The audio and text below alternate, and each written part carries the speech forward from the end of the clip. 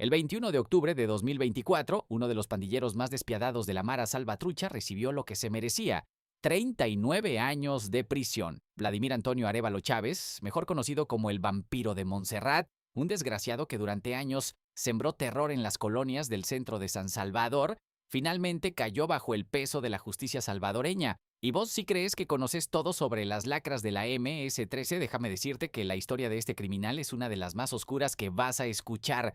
El vampiro no era cualquier pandillero. Este maje era el palabrero de la clica Montserrat Little Criminals Locos Salvatrucha, una de las células más violentas que operaba en las colonias Montserrat, Luz, Monte Carmelo, La Pedrera y San Mateo. Durante años, este desgraciado ordenó asesinatos, sin secuestros y extorsiones que dejaron familias destrozadas y comunidades enteras viviendo con miedo.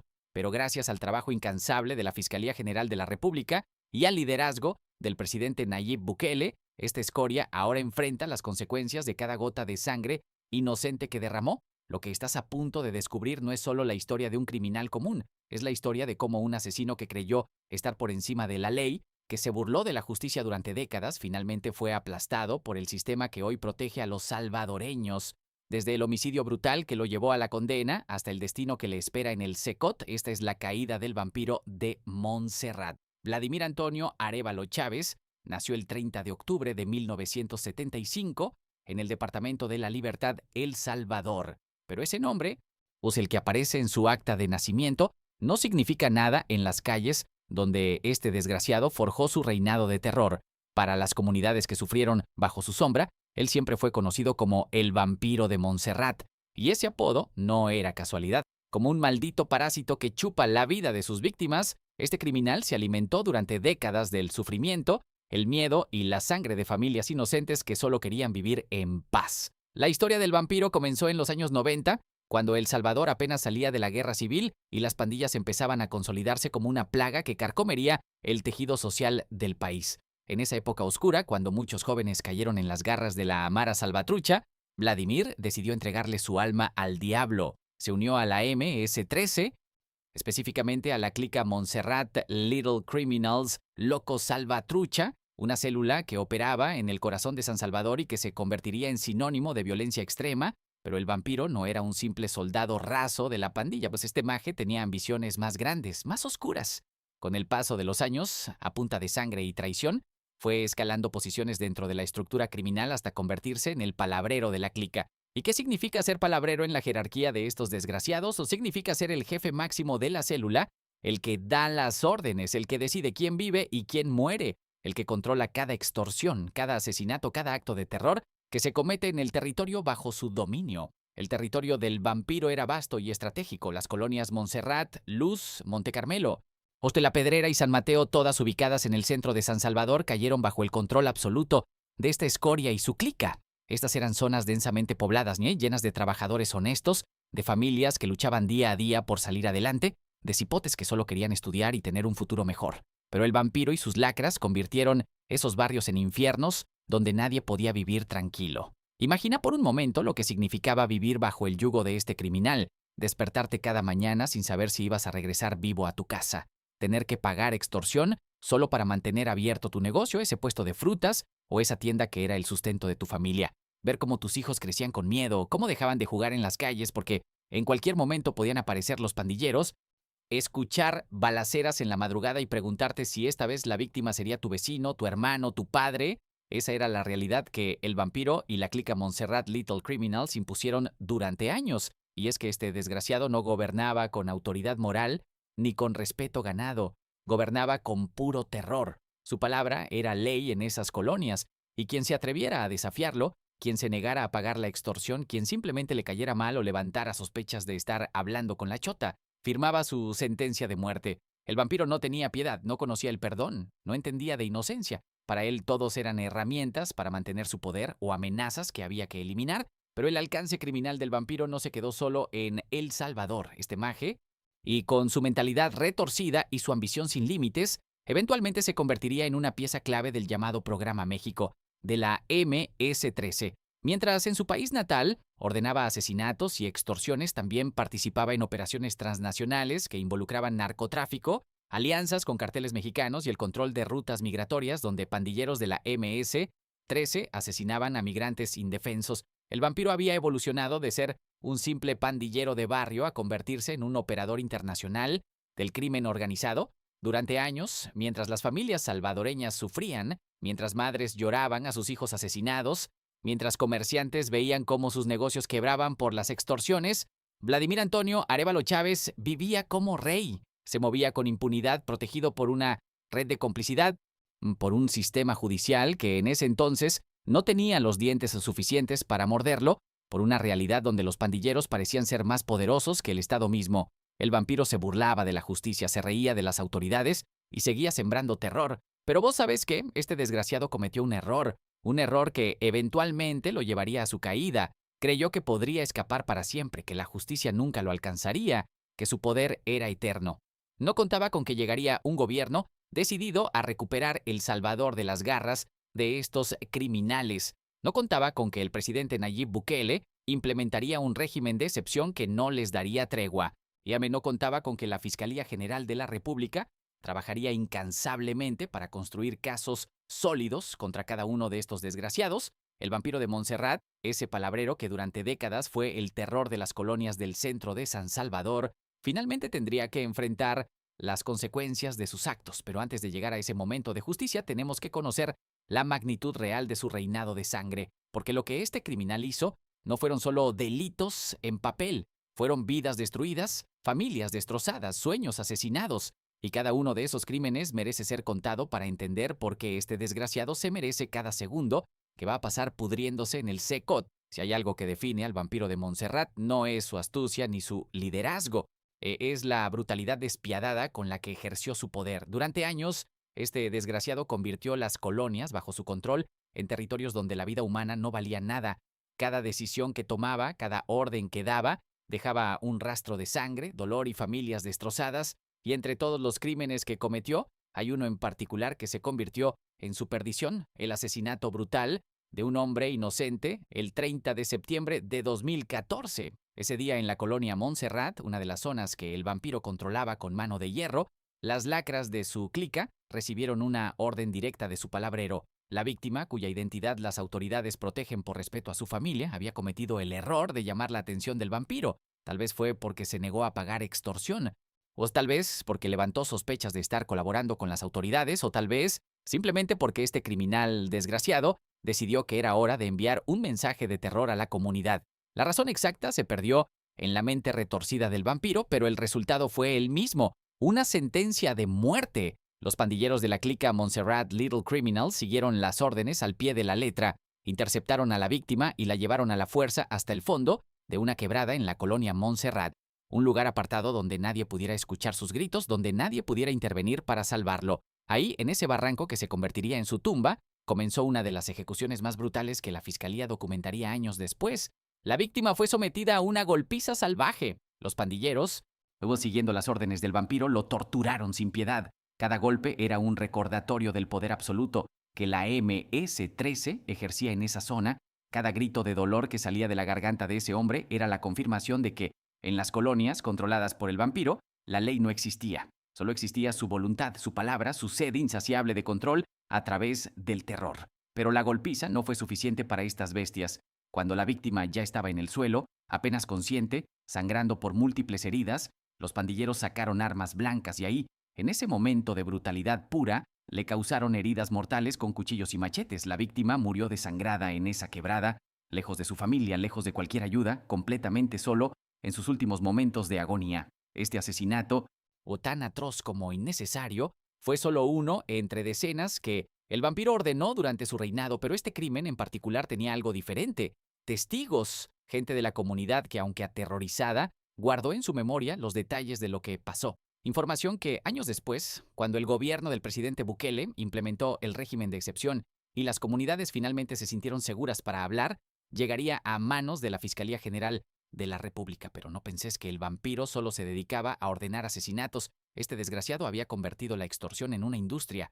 Cada negocio en las colonias Montserrat, Luz, Montecarmelo, La Pedrera y San Mateo tenía que pagar renta a la clica. Desde la tiendita más pequeña hasta los comercios más grandes, todos estaban bajo el yugo de esta lacra. Y no era solo plata lo que exigían. Muchas veces, cuando las víctimas ya no podían pagar, los pandilleros Les quitaban sus vehículos, sus electrodomésticos, cualquier cosa de valor. Y si alguien se negaba, si alguien se atrevía a decir que no, terminaba como esa víctima en la quebrada. Las amenazas eran constantes. Madres que recibían mensajes diciéndoles que si no pagaban, sus hijos no regresarían de la escuela. Padres que tenían que elegir entre comprar comida para sus familias o pagar la extorsión para mantenerse con vida. Comerciantes que veían cómo años de trabajo honesto se esfumaban porque cada mes tenían que entregar una parte de sus ganancias a estos parásitos. Y detrás de todo ese sufrimiento estaba el vampiro, sentado como un maldito emperador en su trono de miseria ajena. Pero la crueldad del vampiro iba más allá. Este desgraciado no solo extorsionaba y asesinaba en El Salvador. Como ya mencioné en el capítulo anterior, él era parte clave del programa México de la MS-13. ¿Y sabes qué hacían estos malditos en México? Controlaban rutas migratorias donde secuestraban, extorsionaban y asesinaban a migrantes centroamericanos que solo buscaban una vida mejor. Gente que huía de la pobreza, de la violencia, de la desesperanza y que terminaba en manos de estas bestias que no tenían un gramo de humanidad. El vampiro y sus socios en México coordinaban con carteles locales, narcotráfico, tráfico de personas, asesinatos por encargo, todo estaba en su menú de actividades criminales. Mientras en El Salvador las familias sufrían bajo su régimen de terror, en México otros inocentes caían víctimas de su ambición desmedida. Simo, este maje había convertido el crimen en un negocio transnacional, expandiendo la plaga de la MS-13 más allá de las fronteras salvadoreñas. Imagina el dolor de las familias que perdieron a sus seres queridos por culpa de este criminal. Imaginé a una madre que nunca volvió a ver a su hijo asesinado por órdenes del vampiro solo porque este desgraciado decidió que así sería. Imagina a los cipotes que crecieron sin padre porque un día los pandilleros llegaron y se lo llevaron y nunca más supieron de él. Imagina a las esposas que se quedaron viudas, a los hermanos que perdieron a sus hermanos, a las comunidades enteras que vivieron años en un estado de terror constante. Y mientras todo esto pasaba, mientras las lágrimas corrían y la sangre se derramaba, el vampiro vivía tranquilo, se movía libremente por las calles, daba sus órdenes, cobraba sus extorsiones y dormía sin remordimiento alguno. Para él, cada víctima era solo un número, cada familia destrozada era solo un medio para mantener su poder. No había empatía en su corazón podrido, no había humanidad en su alma vacía. Solo había ambición, codicia y una sed insaciable de control. Pero vos sabés qué es lo más indignante de todo esto. Durante años, mientras el vampiro sembraba este terror, el sistema judicial salvadoreño no tenía las herramientas suficientes para detenerlo. Las leyes eran blandas, las investigaciones se estancaban, los testigos tenían miedo de declarar porque sabían que si lo hacían, ellos serían los siguientes en caer. Los pandilleros vivían en una impunidad casi total, protegidos por un sistema que, aunque bien intencionado, simplemente no estaba diseñado para enfrentar una amenaza de esta magnitud. Esa era la realidad del El Salvador antes del gobierno del presidente Nayib Bukele. Esa era la realidad que permitió que desgraciados como el vampiro de Montserrat operaran durante décadas sin consecuencias reales. Esa era la realidad que las familias salvadoreñas soportaron con dolor, con rabia, con una esperanza cada vez más débil de que algún día las cosas cambiarían.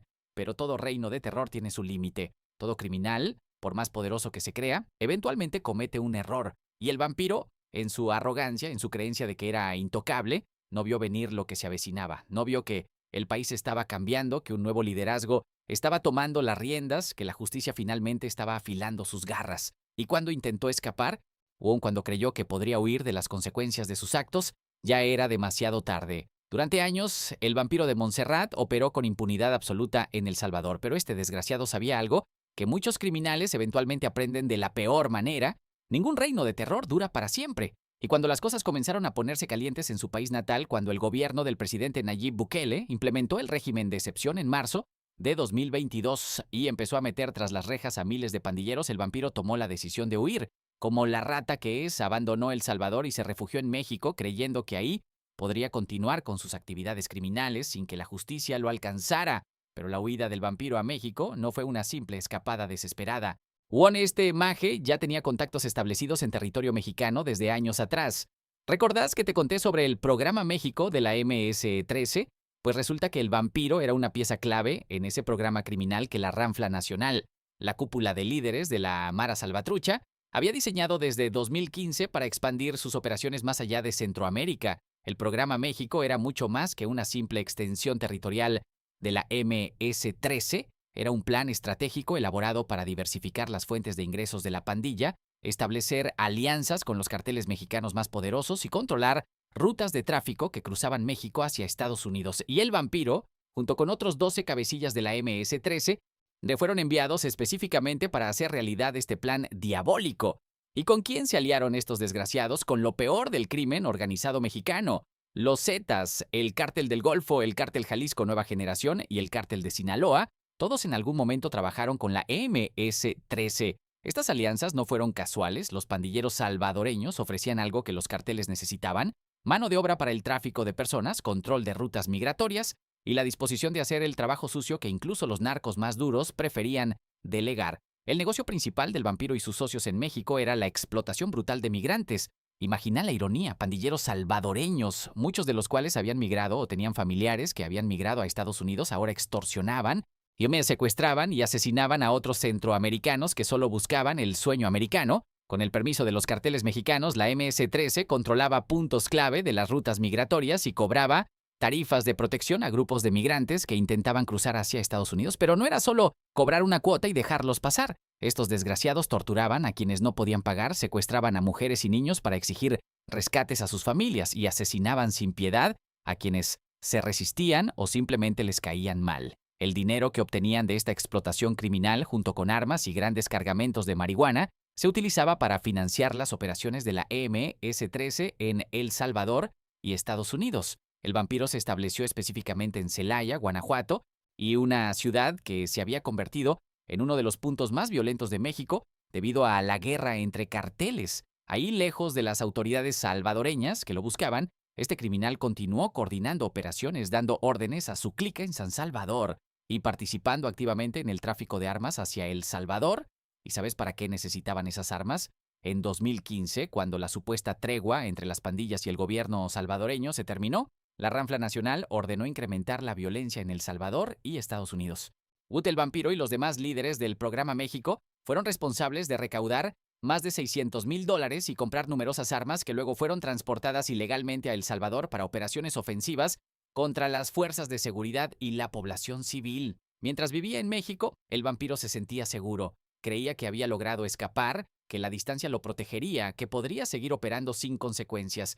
Pero este desgraciado no contaba con algo fundamental: la cooperación internacional en la lucha contra el crimen organizado. Las autoridades estadounidenses, mexicanas y salvadoreñas no se quedaron de brazos cruzados viendo cómo estos criminales expandían su imperio de terror.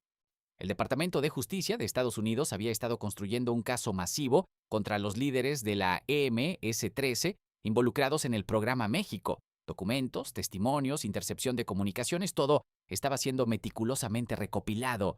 Y el vampiro, junto con otros 2 cabecillas clave, Giovanni Hernández Rivera, alias Baxter de Parkview, y Marlon Antonio Mengíbar Portillo, alias Rojo de Parkview, estaban en la mira. El 22 de febrero de 2023, a las 4 de la madrugada, el vampiro despertó de la peor manera posible. Fuerzas especiales mexicanas irrumpieron en su ubicación en Celaya, Guanajuato, en una operación coordinada con autoridades estadounidenses. Este desgraciado, que durante años había sembrado terror y creído estar por encima de la ley, fue capturado junto con Baxter y Rojo en una redada simultánea que desmanteló parte de la estructura del Programa México. La captura fue rápida y eficiente. No hubo tiroteos dramáticos ni persecuciones cinematográficas. Simplemente, la justicia llegó cuando estos criminales menos lo esperaban. Y lo mejor de todo es que ese mismo día, el 22 de febrero de 2023, el vampiro fue extraditado inmediatamente hacia Estados Unidos. No hubo tiempo para que sus abogados presentaran apelaciones interminables. No hubo oportunidad de que sus contactos en México intentaran liberarlo. En cuestión de horas, este desgraciado pasó de estar prófugo en México a estar esposado en un avión rumbo a Texas. El vampiro y sus 2 socios fueron llevados a una corte en el estado de Texas para una audiencia inicial, y luego fueron trasladados al estado de Nueva York, donde enfrentarían cargos federales por terrorismo, crimen organizado, narcotráfico y conspiración para proporcionar apoyo material a terroristas. Los cargos eran tan graves que el vampiro enfrentaba potencialmente cadena perpetua en una prisión federal estadounidense. Pero mientras el vampiro estaba siendo procesado en Estados Unidos, la Fiscalía General de la República de El Salvador no se quedó de brazos cruzados. Las autoridades salvadoreñas continuaron investigando los crímenes que este desgraciado había cometido en territorio nacional. Y ahí es donde entra el asesinato del 30 de septiembre de 2014 que te conté en el capítulo anterior. Ese homicidio brutal en la quebrada de la colonia Montserrat se convirtió en la piedra angular del caso salvadoreño contra el vampiro. No, los fiscales salvadoreños trabajaron incansablemente, recopilando testimonios de testigos que, gracias al régimen de excepción implementado por el presidente Bukele, finalmente se sintieron seguros para hablar. Las comunidades que durante años vivieron aterrorizadas por este criminal ahora podían declarar sin miedo a represalias. Las pruebas se acumulaban, el caso se fortalecía y la justicia salvadoreña estaba lista para actuar. Lo irónico es que mientras el vampiro enfrentaba cargos en Estados Unidos que podrían haberlo mantenido preso de por vida, el sistema judicial salvadoreño construyó un caso tan sólido que eventualmente lograría lo que muchos creían imposible: condenarlo por sus crímenes en El Salvador a pesar de que físicamente estaba en una prisión estadounidense. Esto demostraba algo fundamental: no importa dónde te escondas, no importa cuántas fronteras cruces, la justicia eventualmente te alcanza. El vampiro había pasado de ser el palabrero todopoderoso de la clica Montserrat, el criminal que decidía quién vivía y quién moría en su territorio, a ser un prisionero más en el sistema penitenciario estadounidense. Sus días de lujo, de poder, de sembrar terror habían terminado. Ahora enfrentaba la realidad de pasar el resto de su vida tras las rejas, pagando por cada gota de sangre inocente que había derramado. Pero la historia del vampiro no terminaba en una prisión estadounidense. El Salvador lo quería de vuelta. El pueblo salvadoreño merecía verlo juzgado y condenado por sus crímenes en su propio país.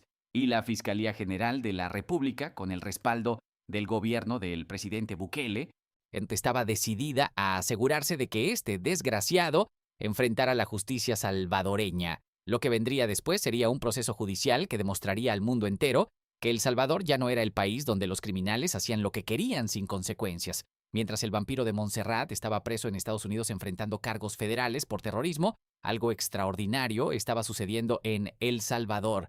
La Fiscalía General de la República, bajo el liderazgo que respalda las políticas del presidente Nayib Bukele, no estaba dispuesta a dejar que este desgraciado escapara de la justicia salvadoreña, porque una cosa es que Estados Unidos lo procesara por sus crímenes transnacionales, pero otra muy diferente es que el pueblo salvadoreño, las víctimas, las familias destrozadas, pudieran ver cómo este criminal respondía por la sangre que derramó en suelo salvadoreño. La investigación que la Fiscalía construyó contra el vampiro no fue improvisada ni apresurada, ¿no? Fue un trabajo meticuloso, profesional, que tomó años en desarrollarse, ¿no? Los fiscales sabían que tenían que ser implacables en la recolección de pruebas porque este no era un caso cualquiera. Estaban procesando a un palabrero de la MS-13 que había ordenado múltiples asesinatos, que había aterrorizado a comunidades enteras y que ahora estaba físicamente en una prisión estadounidense. Tenían que demostrar sin lugar a dudas que Vladimir Antonio Arévalo Chávez era culpable de homicidio agravado y de pertenecer a agrupaciones ilícitas.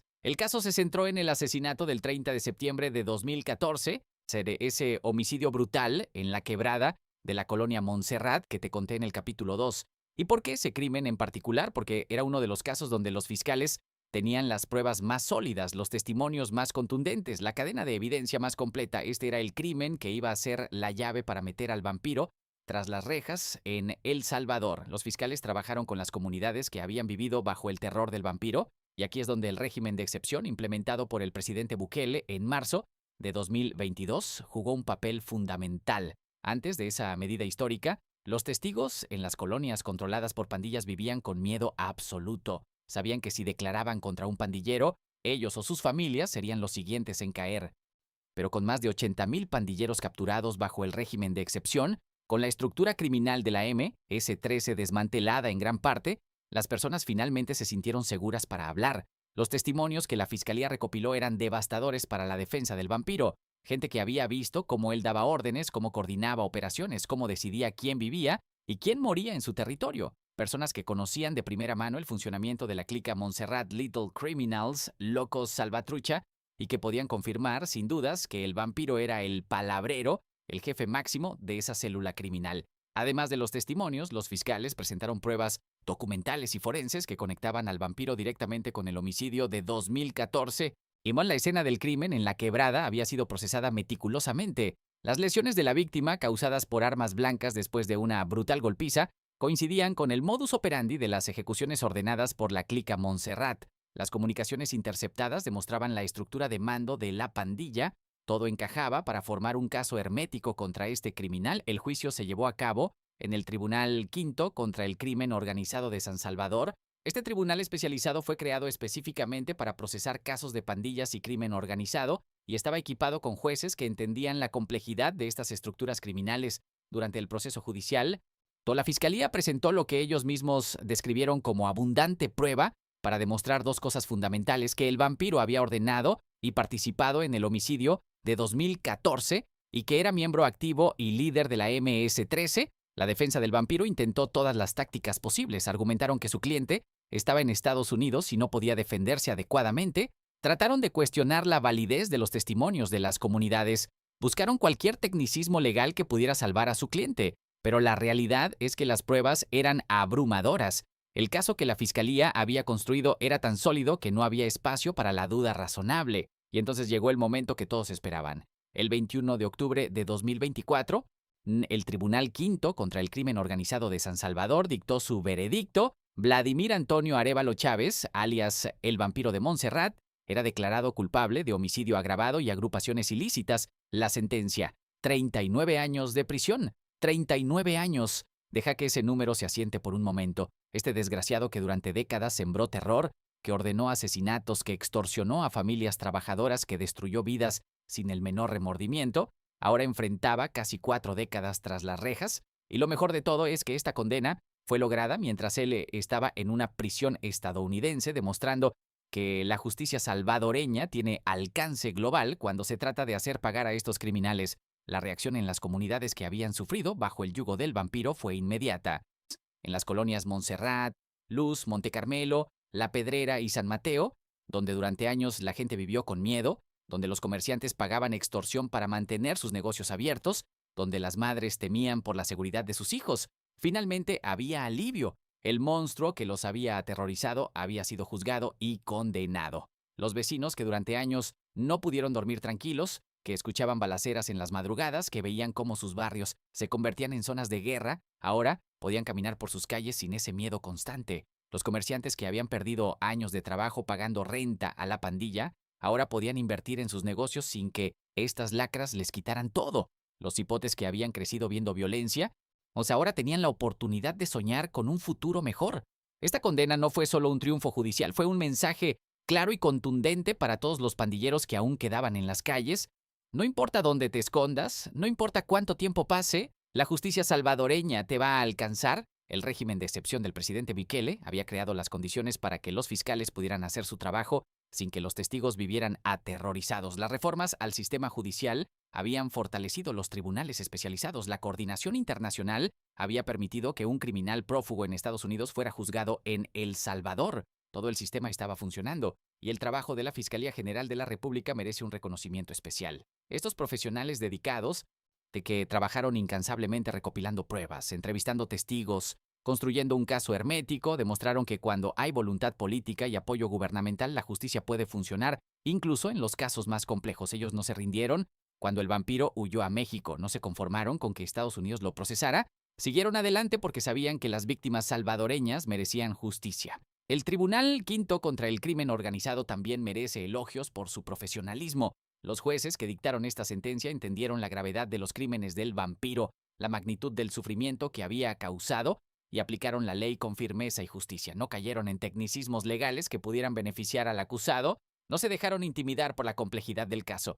Simplemente hicieron su trabajo, impartir justicia. Pero mientras El Salvador celebraba esta victoria, mientras las comunidades respiraban con alivio, mientras las familias de las víctimas finalmente sentían que algo de justicia había sido servida, quedaba una pregunta en el aire. ¿Qué pasaría con el vampiro ahora? Él estaba físicamente en una prisión estadounidense, pero había sido condenado a 39 años en El Salvador. ¿Cumpliría su condena en Estados Unidos? ¿Sería eventualmente deportado a El Salvador? Y si regresaba a suelo salvadoreño, ¿dónde cumpliría esos 39 años de prisión? La respuesta a esa última pregunta era clara para cualquiera que conociera las políticas del presidente Bukele. Si el vampiro regresaba a El Salvador, si eventualmente era deportado desde Estados Unidos para cumplir su condena salvadoreña, había un solo lugar donde terminaría: el Centro de Confinamiento del Terrorismo, mejor conocido como el CECOT, la megaprisión de máxima seguridad construida específicamente para albergar a los peores criminales del país, donde las condiciones son duras pero justas, donde los pandilleros finalmente pagan por sus crímenes sin las comodidades que tenían en las cárceles antiguas. El destino del vampiro estaba sellado, ya sea que cumpliera su condena en una prisión federal estadounidense o que eventualmente fuera trasladado al Secot. Lo cierto es que este desgraciado pasaría el resto de su vida tras las rejas. Los días de poder, de terror, de sembrar muerte habían terminado para siempre. Y eso para las víctimas, para las comunidades, para todos los salvadoreños que habían sufrido bajo el yugo de pandillas como la MS-13, era una victoria que valía la pena celebrar. Para entender el destino que le espera al vampiro de Montserrat, primero tenemos que conocer qué es el Secot y por qué esta megaprisión se ha convertido en el símbolo de la nueva era de justicia en El Salvador. El Centro de Confinamiento del Terrorismo, conocido por su acrónimo CECOT, no es una cárcel cualquiera, es una fortaleza de concreto y acero construida específicamente para encerrar a los peores criminales del país, a esos desgraciados que durante décadas sembraron terror en las calles salvadoreñas. El CECOT está ubicado en Tecoluca, en el departamento de San Vicente, en una zona remota al pie del volcán de San Vicente. No fue construido en medio de la ciudad donde los pandilleros pudieran mantener contacto con sus clicas. Y no está cerca de centros urbanos donde sus cómplices pudieran intentar facilitar fugas. Está en medio de la nada, aislado, vigilado, impenetrable. Y esa ubicación no es casualidad, es parte de la estrategia del presidente Nayib Bukele para asegurarse de que estos criminales nunca más puedan coordinar actividades delictivas desde prisión. La construcción del CECOT comenzó a finales de 2022, en medio del régimen de excepción que estaba capturando a miles de pandilleros. El gobierno salvadoreño se dio cuenta de que las cárceles existentes no tenían la capacidad ni las medidas de seguridad necesarias para albergar a todos los criminales que estaban siendo arrestados. Se necesitaba algo más grande, algo más seguro, algo que enviara un mensaje claro. Los tiempos de impunidad se habían acabado.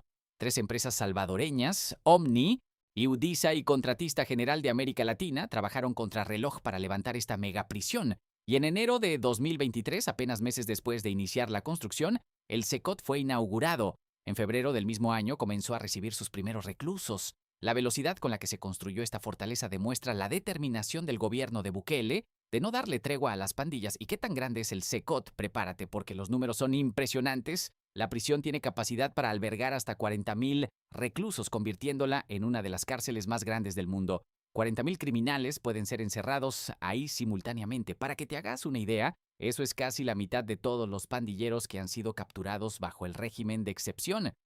El complejo penitenciario está dividido en 8 pabellones o bloques de celdas independientes, cada uno diseñado para mantener a los presos completamente aislados de los demás módulos. Actualmente hay alrededor de 15,000 prisioneros en el CECOT, y ese número sigue creciendo a medida que más pandilleros son juzgados y condenados. Las medidas de seguridad del CECOT son como sacadas de una película, pero son completamente reales. La prisión está rodeada por 19 torres de vigilancia desde donde guardias armados vigilan cada movimiento las 24 horas del día. Esos guardias usan pasamontañas para mantener su identidad en el anonimato porque el gobierno aprendió la lección del pasado cuando pandilleros identificaban a custodios y luego amenazaban a sus familias. Pero las torres de vigilancia son solo el comienzo. Y el CECOT tiene 2 juegos de muros de 3 metros de altura y 60 centímetros de espesor, completamente cubiertos con alambre de púas. Si algún criminal lograra escalar el primer muro, tendría que enfrentar un segundo idéntico. Y entre esos muros hay 2 juegos de cercas electrificadas que harían que cualquier intento de fuga terminara en un fracaso doloroso. Incluso el piso alrededor de la prisión fue diseñado pensando en seguridad. Está cubierto de grava especialmente colocada para que cualquier paso sea audible. Si alguien intentara moverse sigilosamente, el sonido de la grava lo delataría inmediatamente. Cada detalle, cada elemento de la construcción fue pensado para hacer del CECOT una prisión de la que es imposible escapar. Ahora hablemos de las condiciones dentro del CECOT y por qué es ahí donde estos criminales realmente pagan por lo que hicieron. Las celdas tienen aproximadamente 100 metros cuadrados, pero no penses que cada preso tiene ese espacio para él solo. En cada celda pueden estar encerrados hasta 80 o 100 pandilleros al mismo tiempo. Eso significa que cada recluso tiene apenas 0,6 metros cuadrados de espacio personal, prácticamente nada. Los presos duermen en camarotes de hierro de 4 niveles, sin colchones, sin sábanas, sobre puro metal. Nada de las comodidades que tenían en las cárceles antiguas, donde los pandilleros vivían mejor que muchas familias honestas que trabajaban duro. Ahora duermen en hierro frío, apretados como sardinas, sin privacidad, sin confort. Y esa es precisamente la idea, que sientan aunque sea una fracción del sufrimiento que causaron a sus víctimas. Pues cada celda tiene solo 2 piletas de agua y 2 inodoros para todos los reclusos. Imagina las condiciones sanitarias cuando 80 personas tienen que compartir 2 baños. No hay dignidad ahí, no hay comodidad, solo la realidad cruda de las consecuencias de sus actos. No hay patios de recreación, no hay áreas donde puedan salir a tomar el sol tranquilamente como si estuvieran de vacaciones. Los presos solo salen de sus celdas 30 minutos al día para hacer ejercicio en el pasillo central del módulo, siempre vigilados, siempre controlados. Y si alguien se porta mal, si alguien causa problemas, hay celdas de castigo sin ventanas donde pueden ser aislados completamente. La alimentación en el CECOT es básica. Arroz, frijoles, un huevo duro y pasta, y lo comen con las manos porque no se permite ningún utensilio que pueda ser convertido en arma. El director del CECOT lo dejó claro: cualquier utensilio puede convertirse en un arma mortal, así que los presos comen con sus propias manos, sin cubiertos, sin platos individuales. Pero una de las cosas más duras del CECOT es el aislamiento total del mundo exterior.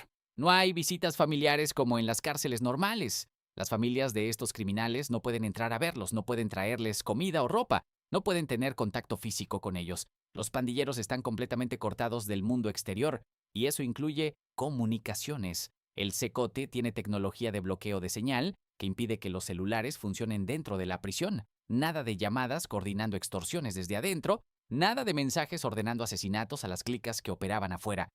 El silencio de radio es absoluto. Los presos ni siquiera tienen noción del tiempo que pasa. No hay calendarios, no hay relojes, no hay ventanas que les permitan ver si es de día o de noche. Pierden completamente la orientación temporal y eso es psicológicamente devastador.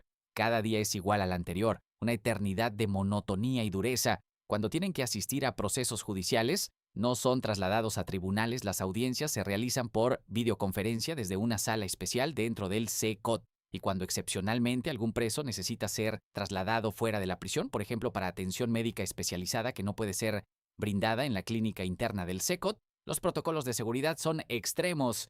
Múltiples vehículos, guardias fuertemente armados, rutas secretas. Todo para asegurar que no haya intentos de rescate. Para el vampiro de Montserrat, un criminal que durante décadas vivió como rey en su territorio, que decidía quién vivía y quién moría, que extorsionaba y asesinaba sin consecuencias, el CECOT representa el castigo perfecto. Imagina a este desgraciado acostumbrado a dar órdenes, a moverse libremente por las colonias que controlaba, a tener poder absoluto sobre la vida de otros. Ahora, reducido a 0,6 metros cuadrados, durmiendo en un camarote de hierro sin colchón, comiendo con las manos, sin poder comunicarse con nadie, sin saber qué día es, sin esperanza de salir jamás. El contraste no podría ser más brutal, del poder absoluto a la impotencia total, del terror que sembraba a la insignificancia completa, y pues de ser el vampiro temido a ser simplemente un número más entre miles de pandilleros encerrados. Esa es la justicia que el CECOT representa. Y lo mejor de todo es que el CECOT está funcionando. Desde que fue inaugurado y comenzó a recibir presos, la violencia en El Salvador ha caído drásticamente.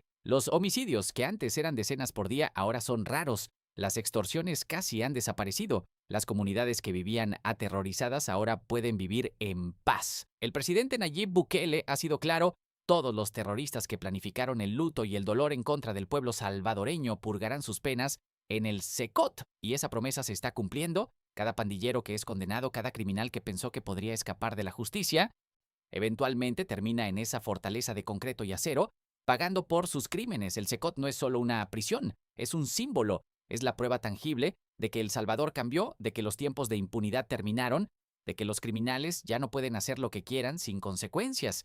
Es el recordatorio diario para cada pandillero que sigue libre de que si continúan en el crimen, ese será su destino final. Y para las víctimas, para las familias que perdieron a sus seres queridos, para las comunidades que sufrieron bajo el yugo de las pandillas, el CECOT representa algo más: justicia. Finalmente, después de tantos años de dolor, de rabia, de impotencia, viendo cómo los criminales vivían mejor en las cárceles que muchas familias honestas afuera, y finalmente hay un lugar donde estos desgraciados pagan de verdad por lo que hicieron.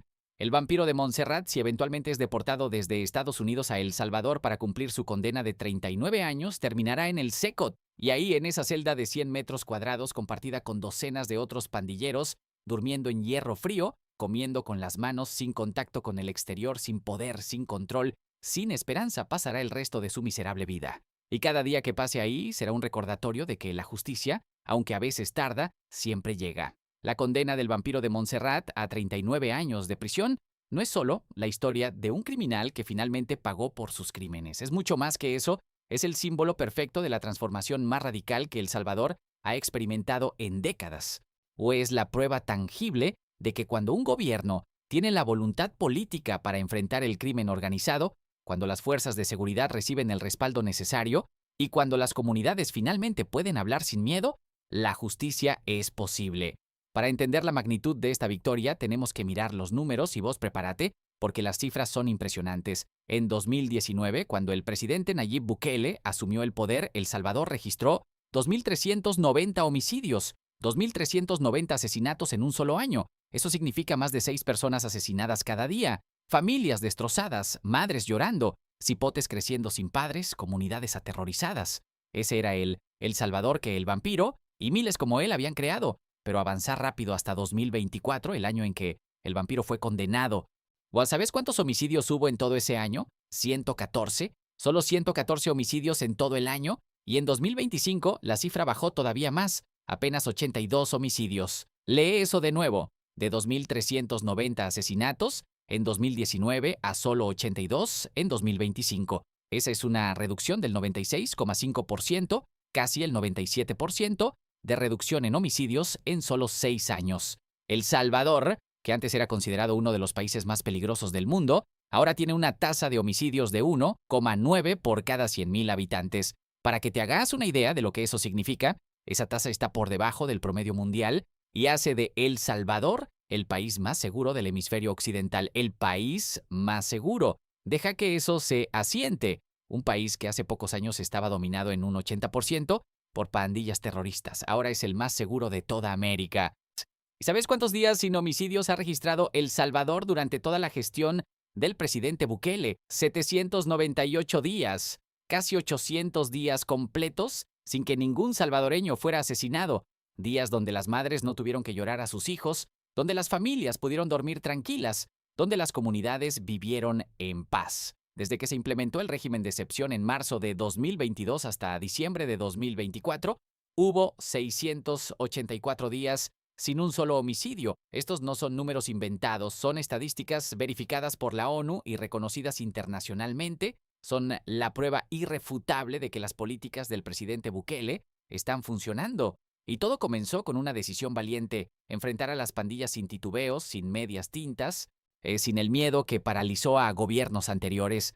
El 27 de marzo de 2022 fue el día que cambió todo. Ese día, después de un fin de semana sangriento donde pandilleros asesinaron a 87 personas en solo 3 días, el presidente Bukele implementó el régimen de excepción y desde ese momento, la guerra contra las pandillas comenzó de verdad. No más negociaciones secretas con criminales, no más treguas que solo les daban tiempo a las pandillas para reorganizarse, solo acción directa, determinada y efectiva. Desde la implementación del régimen de excepción hasta febrero de 2026, más de 90.800 presuntos pandilleros han sido capturados. 90.000. Eso significa que la mayoría de los miembros activos de la MS-13 y la Barrio 18 están ahora tras las rejas.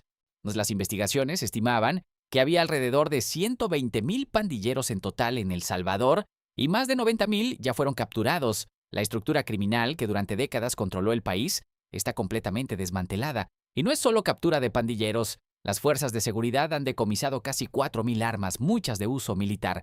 Han recuperado 8.000 vehículos que las pandillas habían robado o tomado a la fuerza. Casi 21.000 celulares usados para coordinar extorsiones y asesinatos. Cientos de colectivos, taxis, casas y locales comerciales que estaban en manos de estas lacras han sido devueltos a sus legítimos dueños. Pero más allá de los números, lo que realmente importa es cómo cambió la vida diaria de los salvadoreños. Aminta Alvarenga, dueña de una tienda mayorista en El Tránsito, ya lo resumió perfectamente.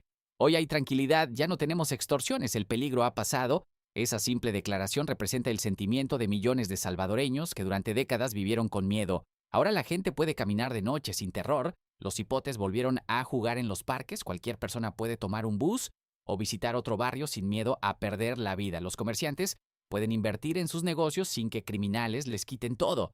Las madres pueden dejar que sus hijos vayan a la escuela sin preocuparse de que no regresen. Esa es la transformación real. Las pandillas, que antes controlaban el 80% del territorio nacional, ya no tienen ese poder. El Estado recuperó el control completo.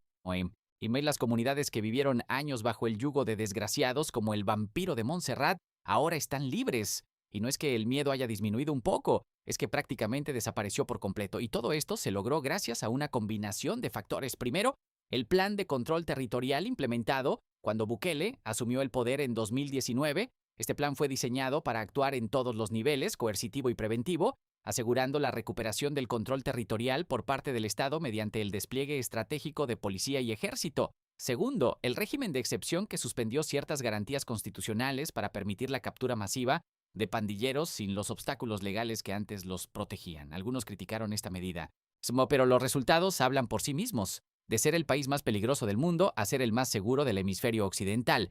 Tercero, y quizás lo más importante, el liderazgo político del presidente Nayib Bukele, su determinación de no negociar con terroristas, su valentía para enfrentar críticas internacionales, su compromiso inquebrantable con la seguridad de los salvadoreños, fueron la variable clave que hizo posible todo esto. Sin ese liderazgo firme, el plan de control territorial probablemente no habría sobrevivido el primer mes de implementación. Los resultados son tan impresionantes que el método Bukele se ha convertido en un referente internacional. Otros países en América Latina que también sufren por la violencia de pandillas y crimen organizado están mirando a El Salvador como ejemplo.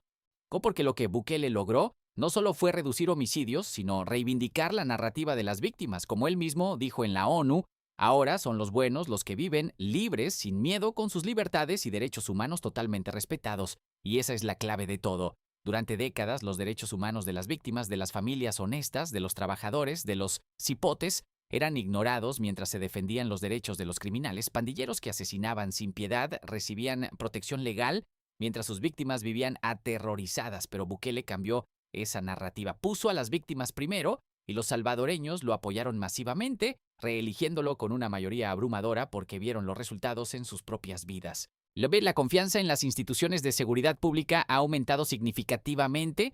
La gente ahora cree en su policía, en su ejército, en su sistema judicial porque ven que están trabajando para protegerlos, no para proteger a los criminales. La Policía Nacional, Civil y la Fuerza Armada de El Salvador merecen todo el reconocimiento por su trabajo incansable ejecutando operativos, capturando pandilleros, decomisando armas, recuperando territorios. Y la Fiscalía General de la República, como vimos en el caso del vampiro de Montserrat, está haciendo su trabajo construyendo casos sólidos que aseguran que estos criminales sean condenados y no queden impunes. La efectividad en la resolución de homicidios es del 98,2%. Eso significa que casi todos los asesinatos que ocurren son resueltos y los responsables son capturados y procesados. Esa cifra de eficiencia sería envidiable incluso en países desarrollados, pero el trabajo no ha terminado. Todavía hay desafíos por enfrentar. Hay que asegurar que El Salvador deje de ser usado como corredor para el narcotráfico. Hay que disminuir la tasa de desempleo para dar oportunidades legítimas a los jóvenes. Hay que combatir la delincuencia común, las estafas, la corrupción y la impunidad en todos los niveles. La seguridad nacional es más amplia que solo combatir pandillas, aunque ese era el problema más urgente. Para lograrlo, el presidente Bukele ha anunciado la implementación de un plan social para ofrecer más oportunidades a los jóvenes y persuadirlos de no ingresar a las pandillas, porque la victoria no se completa solo metiendo pandilleros presos, sino asegurando que las nuevas generaciones tengan opciones, tengan educación, tengan empleo, tengan futuro, y es importante ser honestos. El régimen de excepción no es perfecto. Organismos de derechos humanos han documentado casos de personas inocentes que fueron capturadas por error, y el gobierno reconoce que alrededor de 8,000 personas que no tenían vínculos con pandillas fueron liberadas después de ser detenidas. Hay reportes de muertes bajo custodia que necesitan ser investigadas. Estos son aspectos que requieren atención y mejora, pero en el balance final, cuando pones en la balanza 2,390 homicidios al año versus 82, cuando comparas un país donde el 80% del territorio estaba controlado por pandillas terroristas versus un país que es el más seguro del hemisferio occidental, cuando contrastas comunidades viviendo con miedo absoluto versus familias que ahora pueden salir tranquilas a la calle, pues la conclusión es inevitable. El Salvador ganó esta guerra, y casos como el del vampiro de Montserrat son la prueba de esa victoria. Un criminal que durante décadas creyó estar por encima de la ley, que sembró terror sin consecuencias, que huyó del país pensando que podría escapar, finalmente fue alcanzado por la justicia, juzgado, condenado, y ahora enfrenta 39 años de prisión. Esa es la nueva realidad de El Salvador. Los criminales ya no pueden hacer lo que quieran.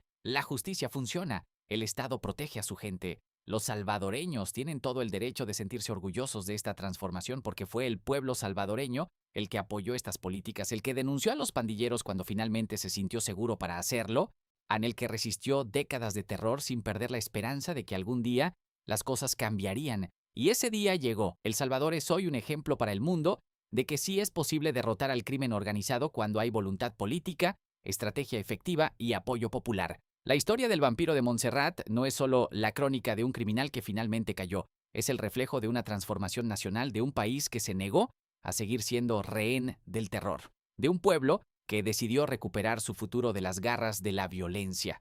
Vladimir Antonio Arévalo Chávez, ese desgraciado que durante décadas sembró muerte, dolor y miseria en las colonias del centro de San Salvador, ahora enfrenta 39 años de prisión, y cada día que pase tras las rejas será un recordatorio de que la justicia, aunque a veces tarda, siempre llega. Y pensá en las víctimas, pensá en ese hombre que fue brutalmente asesinado en la quebrada de la colonia Montserrat el 30 de septiembre de 2014. Pensá en su familia que durante años vivió con el dolor de su pérdida y la impotencia de ver cómo su asesino seguía libre. Pensá en todas las familias que pagaron extorsión solo para mantener sus negocios abiertos, en las madres que temieron por la vida de sus hijos cada vez que salían a la calle, en los hipotes que crecieron viendo violencia como algo normal. Para todas esas víctimas, la condena del vampiro representa algo más que justicia legal, representa la reivindicación de su dignidad, el reconocimiento de su sufrimiento, la confirmación de que sus vidas sí importan. Y pensá también en el futuro del vampiro. Si cumple su condena en Estados Unidos o si eventualmente es deportado a El Salvador para terminar en el CECOT, el resultado es el mismo, pasará el resto de su vida pagando por lo que hizo. No más poder, no más control, no más terror. Solo las 4 paredes de una celda y la realidad cruda de las consecuencias de sus actos. El criminal que se creía intocable ahora es apenas un número más en el sistema penitenciario. Esta condena envía un mensaje claro a todos los pandilleros que todavía creen que pueden escapar de la justicia. No importa dónde te escondas, no importa cuántas fronteras cruces, no importa cuánto tiempo pase, El Salvador no olvida. La justicia salvadoreña no descansa y eventualmente pagarás por cada gota de sangre inocente que derramaste. Gracias al liderazgo del presidente Nayib Bukele y al trabajo incansable de la Fiscalía General de la República, al profesionalismo de la Policía Nacional Civil y la Fuerza Armada, y al valor de las comunidades que finalmente se atrevieron a denunciar, El Salvador ya no es el país dominado por pandillas que era hace apenas unos años. Ahora es el país más seguro del hemisferio occidental, donde las familias pueden vivir sin miedo, donde los hipotes pueden soñar con un futuro mejor, donde la justicia funciona. La caída del vampiro de Montserrat es solo una historia entre miles de criminales que ahora están tras las rejas, miles de víctimas que finalmente obtuvieron justicia, miles de familias que recuperaron su tranquilidad, y cada una de esas historias merece ser contada porque son el testimonio viviente de que sí es posible cambiar, de que sí se puede derrotar al crimen organizado, de que sí vale la pena luchar por un país mejor. El Salvador ganó esta guerra y el vampiro de Montserrat, pudriéndose en una celda por los próximos 39 años, es la prueba viviente de esa victoria.